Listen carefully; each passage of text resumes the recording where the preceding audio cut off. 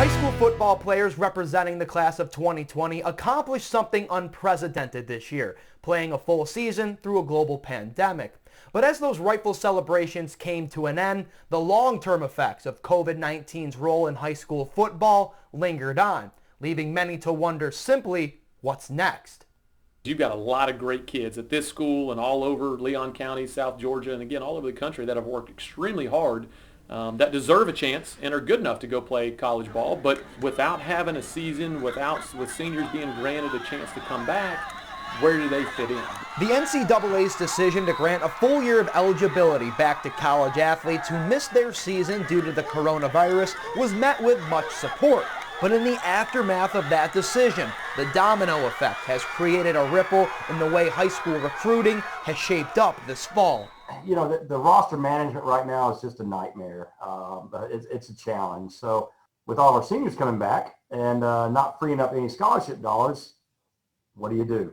With a lack of scholarships and overall capital, college football programs have had to turn to offering some of their recruits with preferred walk-on spots, meaning high school student athletes from all walks of life and socioeconomic backgrounds are now having to find a way to come up with the money to pursue their dream as a college football player. And they say, hey, you come in here and you win a starting job and you do what we ask you to do, and we've got these seniors that are going to be leaving, and you know, we can revisit this number with the intent of saying we're going to be able to increase that, and this should be the highest number that you ever pay for your 4 years of school here.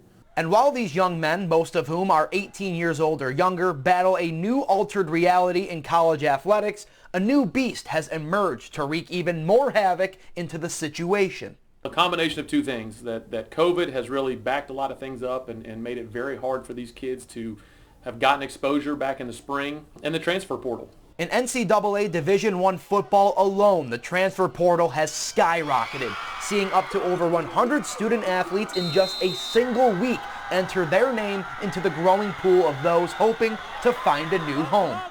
My advice to the young man is just be careful, know what you want, know what your opportunities might be or might not be, because I've learned from experience. The grass is not always greener on the other side. High school football programs are now having to reestablish the love for the game of football to offset the trickle-down effects of the transfer portal.